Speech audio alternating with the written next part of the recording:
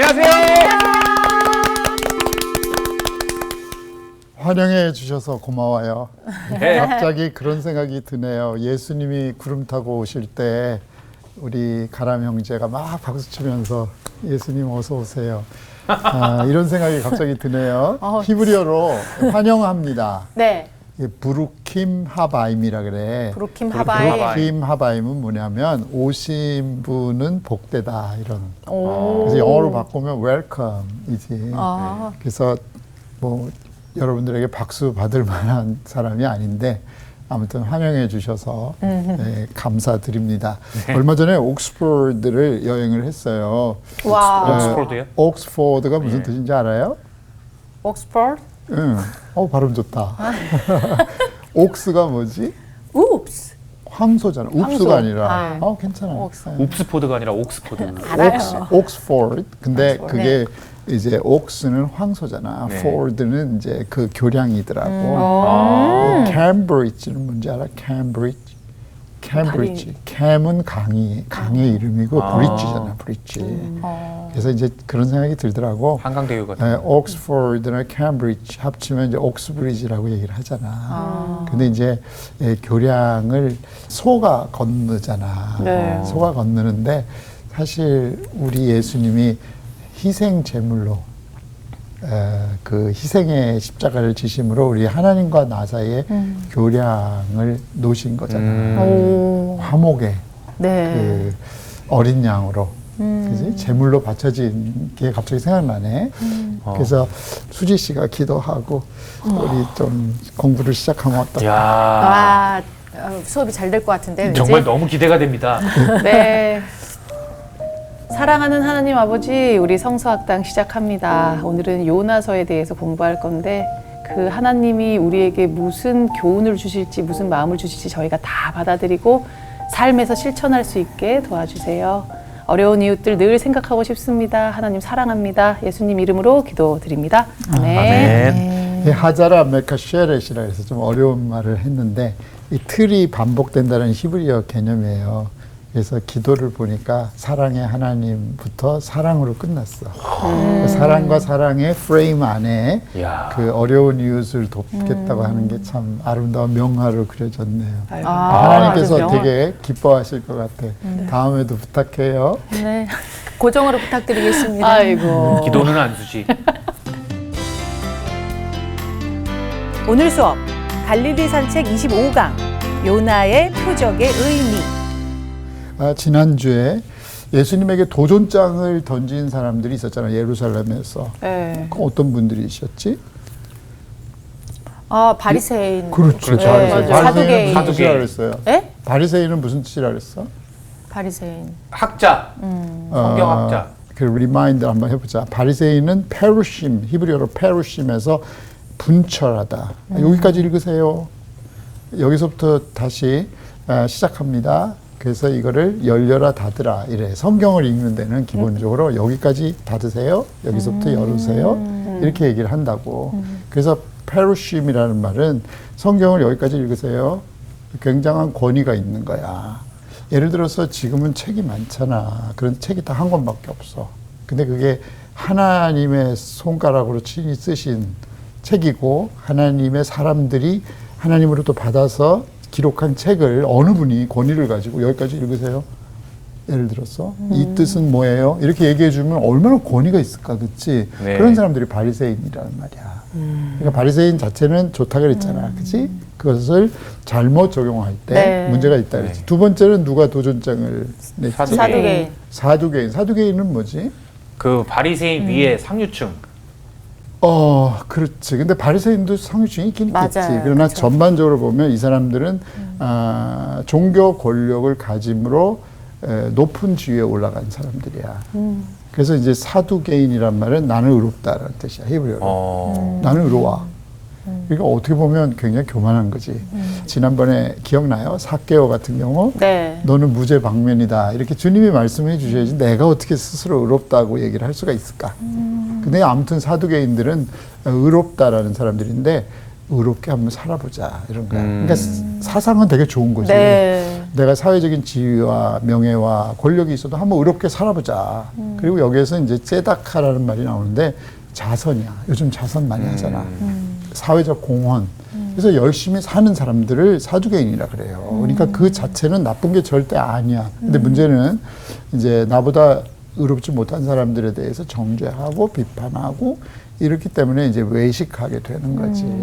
이제 이런 이제 개념들이 있어요. 근데 그분들이 예수님에게 도전장을 던진 거예요. 그리고 이제 또 한 부류가 있었어. 네. 누구지?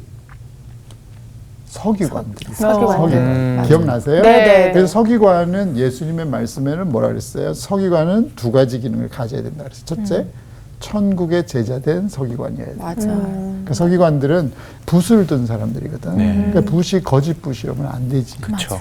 그래서 서기관들은 정확하게 기록을 할 줄 알아야 되는 거예요. 역사 기록을 할 때도. 그런데 천국의 제자된 서기관이라고 그랬어. 예수님의 네. 개념에 보면 그럼 뭐예요? 서기관들은 하나님의 나라에 대한 기록을 담고 전해줄 수 있는 사람. 두 번째는 뭐라 그랬어요? 집주인과 같다 그랬잖아. 맞다. 희한하지? 네. 집주인은 뭐예요? 집 안에 새 것과 흠 것을 다 파악할 수 있어야 되는 거예요. 맞아요. 그래서 이제 잠언에 보면 양떼의 형편을 살피며 그 소떼에게 마음을 두라 이러는 거야. 그러니까 내가 맡은 일에 주인의식을 갖고 일하는 사람들이 예수님의 정의에 보면 서기관이야. 그러니까 세 부류, 바리새인, 그다음에 사두개인, 서기관 이거는 사실 다 좋은 의미예요. 네. 근데 그것이 곡해됐을 때, 왜곡됐을 때 많은 문제가 생기는 거지. 근데 이분들이 이제 예수님 이 갈릴리 무브먼트라 그럴까? 나사렛 운동이라 그럴까? 갑자기 일어난 새로운 도, 길에 대해서 자기들의 정체성에 혼란이 오기 시작한 거야. 그렇죠. 예수 운동에 대해서. 그래서 예루살렘에서 갈릴리까지 먼 길을 온 거지. 그런데 이제 그 사람들이 이제 도전장을 던졌잖아. 거기에 대해서 이제 예수님의 대답이 아주 간단했어. 요나의 표적밖에는 너희에게 보여줄 것이 없느니라. 그러면은 이제 구약의 소선지서 중에 요나서가 있다. 혹시 소선지서 12명을 대충 외울 수 있어요? 호세? 호세야. 그래. 호세야. 또 요엘? 요엘. 또 예언정님 하나 하셔야죠. 이런 식으로. 그렇지. 호세야, 요엘. 여기 쫙 있네. 그렇지. 그치. 아모스, 오바댜, 나비가, 요나. 그다음에 미가. 나훔, 미가, 나훔, 하박국, 하박국, 스바냐, 스바냐, 학계, 학계, 스가랴, 말라기. 그래서 12소선지서는 시대도 다르고 대상도 다르고 이름의 뜻도 있고 다 있단 말이야. 그런데 그 중에 요나라는 사람이 있단 말이야. 예수님이 요나의 표적을 얘기를 하셨어. 네. 누구에게? 예루살렘에서 온 바리새인과 사두개인과 서기관들에게. 네. 요나의 표적밖에는 내가 보여줄 게 없다라고 얘기를 한 거야. 요나의 표적의 의미가 뭔지를 좀 보기 위해서 그림을 먼저 좀 보여드릴게요. 네. 자, 우리 한번 그림 한번 보실까? 네.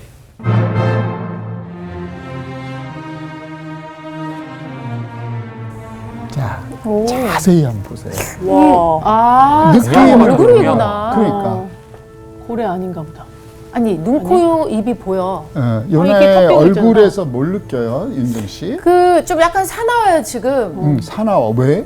뭔가 기분이 안 좋아. 하나님의 종인데? 그러니까 얼굴이 지금 뭔가 화가 잔뜩 나 화가 있는데. 났어, 지금. 뿔이 났어, 지금. 불만이 있어, 지금. 그러면 예수님이 요나의 표적밖에는 너희들에게 보여줄 게 없다 그러면 예수님 화나셨나?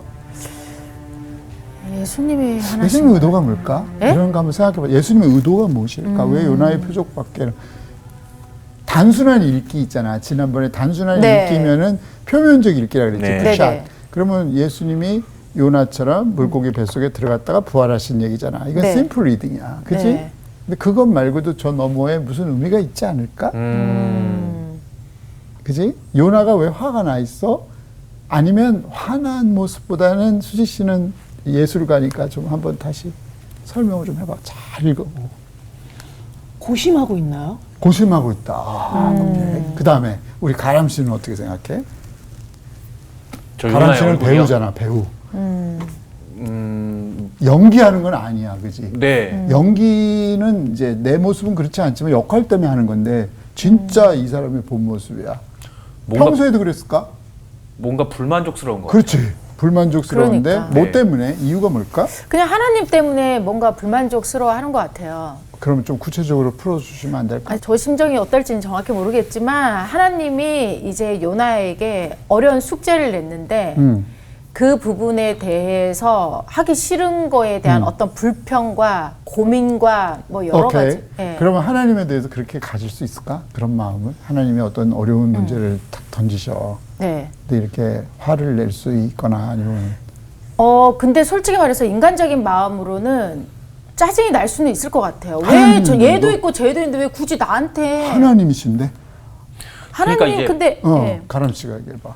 사두개인이나 바리새인들은 완전히 대척점에 있는 사람들이고 요나 같은 경우는 그런 거 아닙니까? 쉽게 얘기하면 믿긴 믿는데 온전히 믿지 못하는. 그래요. 조금 공부 좀 같이 해봅시다. 예. 그러면 자 잘 믿었나 봐. 여기 나훔 코트만이라는 사람이 그린 거야. 나훔 코트만이라는 사람이. 나훔이네. 나훔 이름이. 네. 12소선지 중에서 니누에에 대한 예언이 두 군데가 나와. 하나는 요나, 하나는 나훔이야. 근데 요나는 니누에를 살리러 보낸 선지자고 나훔은 니누에를 멸망시키는 예언. 굉장히 대조적이지. 네. 니누에라고 하는 공통 주제에서 네. 나훔 선지자는 니누에의 멸망을 예언해. 3장으로 돼 있거든. 근데 요나는 니누에를 살리는 거야. 이게 12소선지 안에 두 개가 들어가 있다고. 그럼 나훔은 옛날에 예수님이 나사렛에서 쫓겨나신 다음에 어디 가서 사셨어? 가버나움. 가버나움 무슨 말이라 그랬어? 그녀를 마을이라고. 맞아. 궁유의 마을. 그치.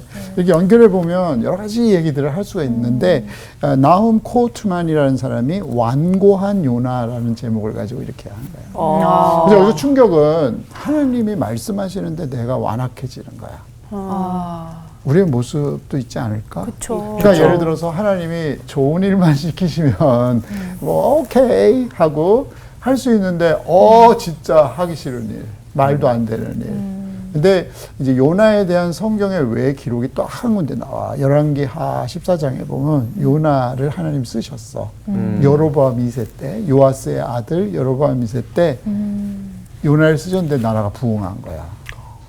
나라가 엄청나게 요나의 말대로 부흥을 했단 말이야. 그러니까 하나님 앞에서 잘 나가는 요즘으로 말하면 목회자야. 성도들도 많고 헌금도 많이 막 유명해. 막 가면은 막 사람들이 구름대 같이 몰려와. 그런데 어느 날 갑자기 하나님의 명령이 성공과는 달리 진짜 물 먹는 일, 가기 싫은 거, 하기 싫은 거 왜라고 질문할 수 있는 일을 시킬 때 우리는 어떨까?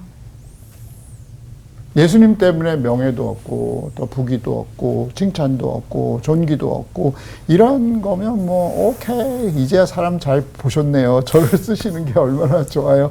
여러분들도 탤런트고 가수니까 알잖아. 사람들의 박수 갈채 소리와 막 유튜브에 가면은 막 인기가 좋고 그러면은 그래 내가 쓰임 받는구나. 하지만 내가 하는 일이 그렇지 않을 때 사람들이 반응이 없을 때 그리고 내가 하기 싫은 일을 하나님 시키실 때 여러분들 모습은 어떨까? 한번 생각해 볼 필요가 있을 것 같아요. 그러면 예수님 한번 비교해 보자면 예수님은 하나님께서 예수야 이제 세상에 나가서 또 십자가 져야 돼. 죽어야 돼. 그럼 예수님의 얼굴은 이르셨을까? 아니면 어땠을까? 아니죠. 한번 내가 숙제를 던지는 거야. 네. 두 번째 우리 니느웨 성을 한번 봅시다.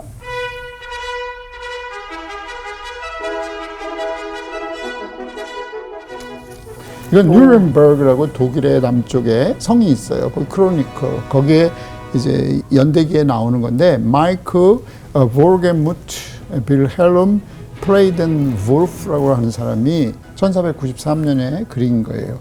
자, 니느웨 성으로 가라는 거야. 근데 요나는 가기 싫은 거지. 예를 들어서 뉴욕에 가서 좀 쇼핑하고 와라. 예를 들어서 뭐 예를 들어 뭐 생트스부르크에 가서 뭐 에르미타지 거기 가서 미술관에 가서 그림 관람 렘브란트 그림을 보고 와라. 뭐 예를 들어서 런던 갤러리에 가가지고 뭐 예를 들어 그림을 보고 와라. 뭐 이런 거를 주신다면 노잣돈도 든든히 주시고 와. 와. 호텔에서 먹고 좋은 음식 먹고 이런 여행이라면 근데 니누의 성은 이 요나의 마인드 속에는 가기 싫은 거지. 하기 싫은 일들이야. 네. 그 다음에 이제 또 하나 그림을 한번 보자.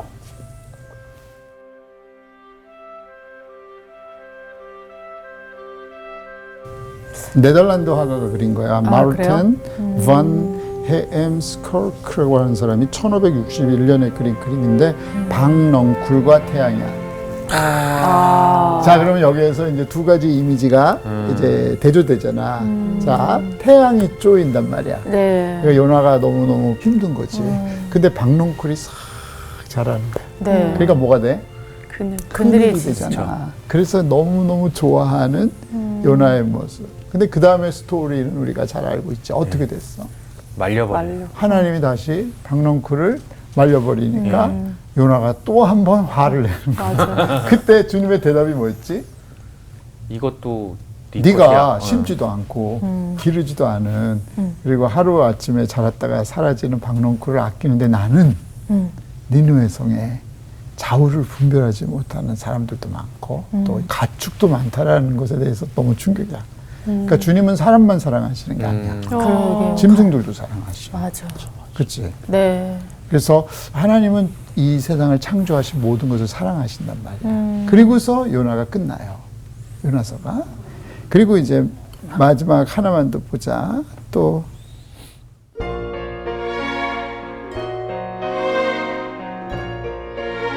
예, 요거는 어떻게 생각하세요?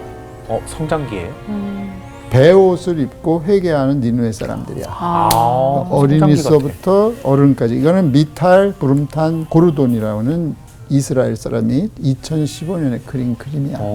그러니까 회개는 어떤 특정 집단만 하는 것이 아니라 어린아이부터 어른까지. 그래서 키로 이렇게 표현했잖아. 그리고 옷을 배옷을 입었다. 그러니까 그 도시에 엄청난 회개가 이루어졌다는 거지. 우리가 정말 이 그림들을 보면서 이제 많은 생각들을 하라고 내가 이제 화두를 던지는 거예요. 자, 그러면 우리가 고린도전서 1장을 우리 윤정 씨가 좀 읽어주셨으면 좋겠어. 고인. 유대인은 표적을 구하고 헬라인은 지혜를 찾으나 우리는 십자가에 못 박힌 그리스도를 전하니 유대인에게는 거리끼는 것이요 이방인에게는 미련한 것이로되 오직 부르심을 받은 자들에게는 유대인이나 헬라인이나 그리스도는 하나님의 능력이요 하나님의 지혜니라. 아멘. 자, 이것을 지난번에 유태인 성경 읽기의 4가지 방법 생각나요? 예, 푸샷, 표면적 읽기가 있고 그 다음에 레메스, 행간 읽기가 있다 그랬잖아. 네. 생각나지? 네. 그래서 세 번째는 뭐야? 드라시, 창조적 읽기가 있다 그랬잖아. 그 네 번째는 소드라 그래서 이거는 계시를 통해서 읽는 4가지 방법 우리가 그때 배웠잖아. 네. 사개오를 통해서도 배우고 예수님이 그 현장에서 가늠하다 잡힌 여인에게 굽혀서 글을 쓰실 때도 네네. 우리가 그러면 이거를 푸샷으로 한번 읽어볼까? 우리 표면적 읽기로 우리 수지 씨가 한번 읽어볼래요? 수지 씨. 그때 수지 씨 안 오고 수지 씨가 왔다. 그치? 네네. 263. 오케이. 그러면은 우리 유대인은 표적을 구한다라는 의미가 뭐야? 고린도전서 1장 22절 우리 윤정 씨가 한번 생각해 봐. 유대인은 네. 표적을 구해. 헬라인은 지혜를 찾아. 자, 네. 유대인과 헬라인은 다르잖아요. 그죠? 네. 헬라 사람들하고 유대인들은 요즘으로 말하면 이스라엘 사람들이지. 근데 유대인들은 표적을 구하고 표적. 네. 지금 요나의 표적이라 그랬잖아. 네네네. 근데 이제 번역이 참 어려워서 그래. 이게 번역하는 사람들이 좀 일관성을 가지면 좋은데 어떤 데서는 징표라 그러고 어떤 데는 표적이라 그러고 어떤 데는 표적 이런 식으로 여러 가지로 설명을 하니까 이게 다른 개념이 아니라 히브리어로는 오트라 그랬잖아. 오트. 네. 이해하기 좋게 내가 오트밀 얘기했잖아. 네, 오트밀. 그러니까 사인이란 말이야. 사인. 네. 사인. 그러니까 운전 잘 하죠. 운전하면 사인에 나오는 대로 가잖아. 부산이 얼마 남았다. 네. 저기로 돌아간다. 뭐 짐승이 나오니까 조심하시오. 이런 사인이 있잖아. 네. 그거를 번역을 너무 다양하게 하는 거야. 뭐 표적, 징표, 징조 뭐 이런 식으로 너무 많은 얘기를 하니까 이제 막 헷갈린단 말이야. 네. 근데 이제 한마디로 말하면 사인. 네. 쉽게 말하면 유대인은 사인을 구해. 그 유대인은 어떤 하나님의 직접적인 이런 표시를 기다린다는. 내 라피들 글 읽어보니까 아주 강력한 사인이라는 거, 시시한 건 필요 없다는 거지. 예를 들어서 직접적인. 유태인들에게 일어난 사인 중에 강력한 게 뭘까?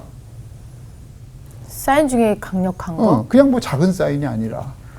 뭐 기적 같은 거예요? 그러니까 예를 들어 홍해 막 기적도 갈라지고 종류. 이런 거. 그렇지, 그렇지. 근데 그거보다 더 큰 거. 그냥 땅을 약속.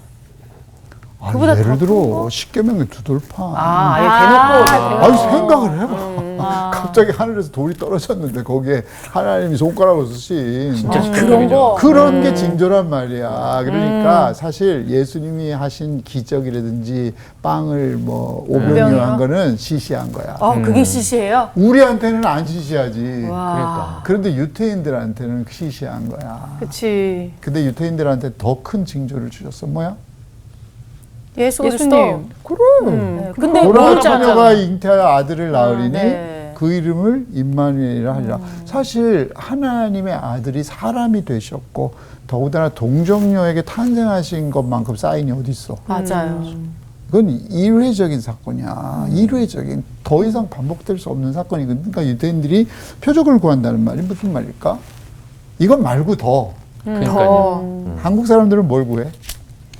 우리나라 같은 경우는 남북이 갈라져 있으니까 진짜 어떤 하나님의 어떤 일하심이 아니고서야 정말 그렇지. 저기 하나님의 은혜를 우리가 통일이 정말 되기가 구해야 돼. 힘드니까. 진짜야. 그러니까 유태인들은 표적을 구한다라는 말이 아까 징조, 징표, 사인 다 같은 말이야. 네. 그러니까 더 확실한 거. 막 시내산의 그런 두돌판 같은 거, 그런 거 같은 거. 출애굽 같은 거, 그리고 예수님이 죽은 자 가운데서 다시 살아난 거, 그치? 나중에 일어나는 일이지만 네. 사람을 살리시는 거, 바다 위를 걸어가는 거, 이걸 한마디로 우리는 기적이라고 했잖아. 기적. 근데 그게 누가 하느냐에 따라서 징조가 될 수가 있는 거지. 그치? 네. 그래서 유태인들은 수많은 징조들을 경험한 거야. 안식일 징조, 할례 징조. 맞아. 다 얘기했잖아. 무지개. 네. 지난번에 공부 다 했잖아. 그치? 네. 근데 유대인들은 그거에 목마르는 거야. 더. 그러면 하나님 어떻게 하셔? 예수님까지 주셨는데. 못 알아보잖아. 그러니까 이 말은 무슨 말이야? 거꾸로 읽어보란 말이야. 푸샷, 심플 리딩으로 읽지 말고 다르게 한번 읽어보란 말이야. 그러면 안 된다. 그렇지. 만족할 줄 알아야지. 맞아. 예수님 말고 더 뭘 주셔? 자꾸. 그치? 네. 지금 예수님을 주셨는데도 사람들은 더. 그게 자꾸 눈에 보이는 현상만 중요하게 생각을 하는. 다른 거 더. 이 교만이라는 거지. 그치? 그 다음에 헬라인은 지혜를 찾아. 이건 뭐야? 철학 유명한 동네잖아요. 그러니까 왜 지혜를 찾아? 사람의 그 지식과 사람의 그런 거를 굉장히 중시. 왜? 하나님한테 기대지 않고 그러니까 왜? 이유가 모든 뭐야? 솔루션을 자기네들이 하려고 하는. 왜냐하면 사회 하이라키에 위대한 자리에 있는 거야. 예를 들어 아레오바고 회당에서 말이야. 내가 지혜자야. 내가 소크라테스, 아리스토텔레스야. 그러면 뭐해? 첫째, 학교를 운영할 수가 있어. 제자들이 있어. 돈이 나와. 명예가 나와. 그러면 지혜를 구하는 이유가 뭐야? 그것도 그런 결국 것들 때문에. 성공이네. 세상 자꾸, 권력, 영화. 그러면 오늘날 우리가 왜 공부해? 부귀영화. 대부분 봐봐. 성공하려고. 지식을 많이 얻으면 따라오는 물질과 명예가 많잖아. 네. 그치? 네. 그러니까 심플 리딩을 할 때는 있잖아. 아까 푸샷이라 그랬잖아. 유대인은 표적을 구하고 헬라인은 지혜를 찾으나 여기에서 미닝을 찾지 않으면 우리가 곡해할 수가 있어. 네. 네. 그러니까 첫째, 유대인이 표적을 구한다는 말은 뭐가 더 어떤 표적을 또 아이들한테 더 줘야 되느냐. 사도 바울 선생님이 말할 때는 이미 예수 그리스도께서 이 땅에 오셨고 부활하고 승천하신 다음이잖아. 네. 그리고 사도 바울 선생님은 다메섹에서 예수 믿는 사람 죽이러 가다가 만났잖아. 그리고 거듭났잖아. 그리고 이방인의 사도가 됐잖아. 그러면서 얘기를 하시는 거야. 예수 그리스도라는 표징 외에는 더한 표징이 없습니다. 그치? 네. 사도 바울 선생님은 헬라 문화권에서 자랐잖아. 그리고 헬라 시대의 지혜가 가져다주는 부귀와 영화를 알잖아. 네. 그것을 가져야지만 다른 사람보다 높은 위치에 좀 더 안락한 삶을 살 수가 있어. 그러면 오늘날 지식이 그렇다면 참 슬픈 거야. 사람들이 왜 공부를 해? 다른 사람보다 더 돈 많이 벌고 더 좋은 위치에 올라가는 것은 성서적인 건 아니지.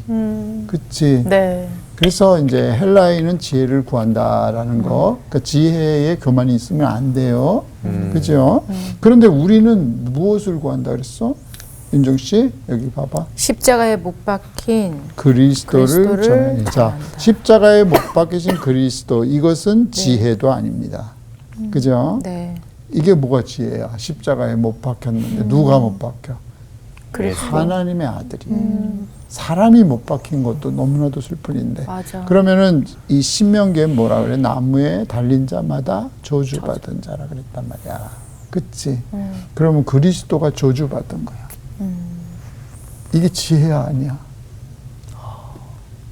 아니지. 이게 왜 지혜야? 그렇잖아. 보통 세상 사람들이 말하는 지혜가 아니라는 거지. 근데 그 다음 봐봐.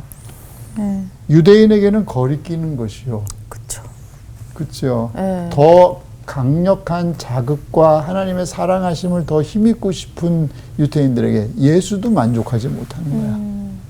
하나님이 너무 많은 표징을 보여주셔서 그런 것 같아. 우리도 보면 너무 많은 사랑을 받은 사람들은 더 큰 사랑을 갈망하는 거야. 그건 교만이라는 거지. 그치? 그리고 이방인에게는 미련한 것이야. 그치? 지혜롭지 못한 거지. 왜 주고 살아야지. 그잖아. 왜 낮은 자리에 올라가? 높은 자리 가야지. 내가 왜 배웠는데 왜 내가 가난한 사람들하고 살아?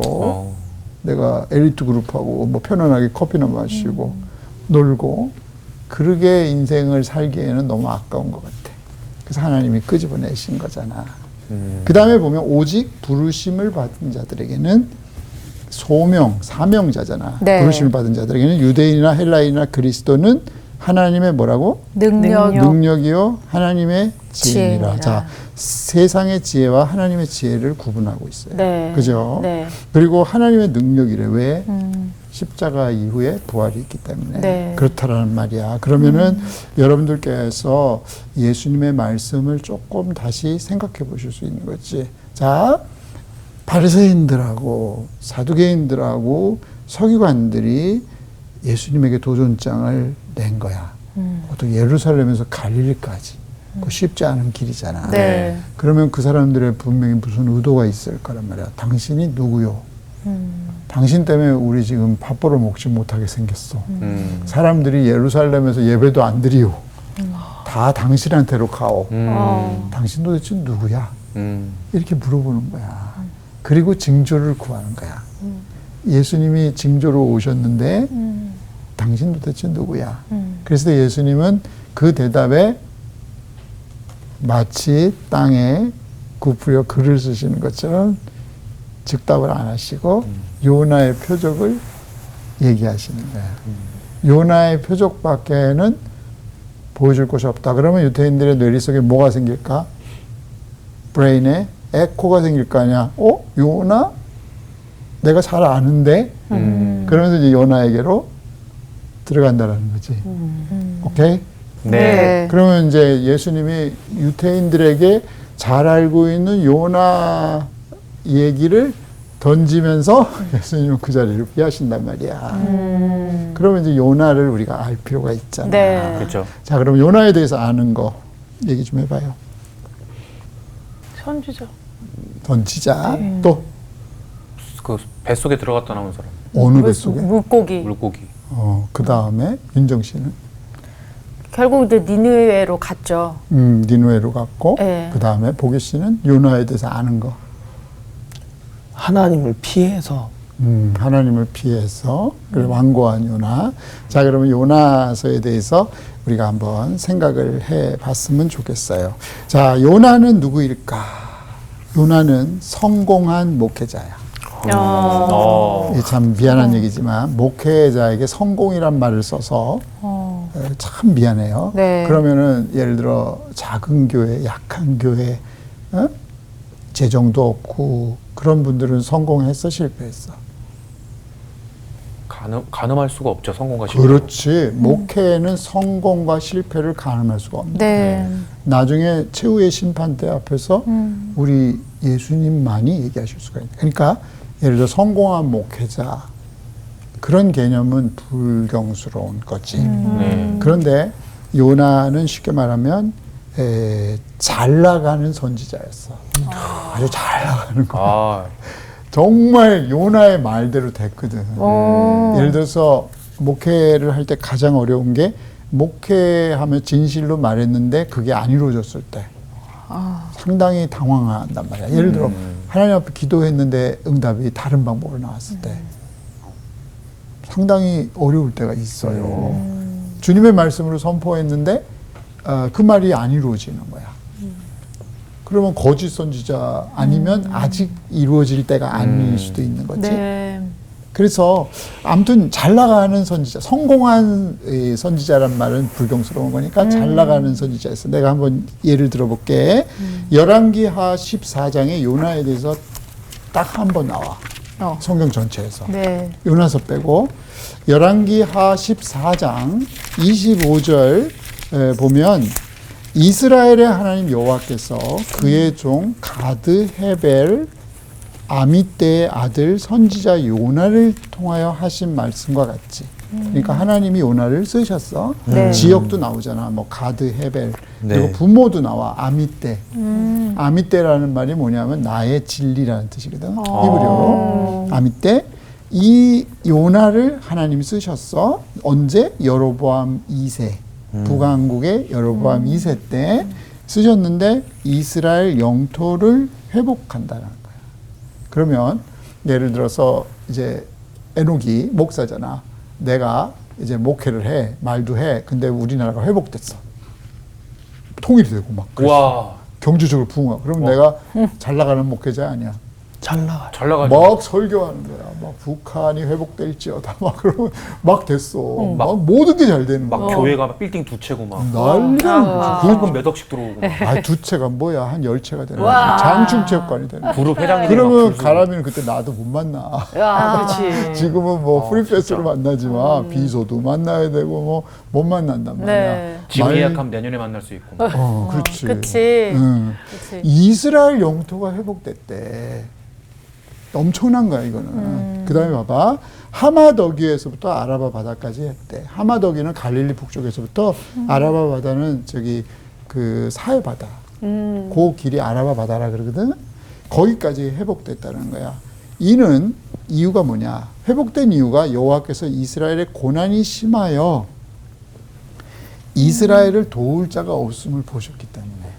그러니까 회복의 은혜는 하나님의 국률 때문에 이루어진 거야. 요나의 말 때문이 아니야. 그쵸. 여기서 이제 우리가 착각을 하면 안 돼. 그죠. 하나님이 나를 사용하셨다. 근데 사용하시는 거는 선도 아니고 악도 아니야. 왜냐하면 하나님은 악한 사람도 사용하시거든. 그치? 아수르는 나의 몽댕이다. 그러니까 하나님이 쓰시는 몽댕이는 이게 착한 것도 아니고 나쁜 것도 아니고 하나님이 그냥 쓰실 뿐이야.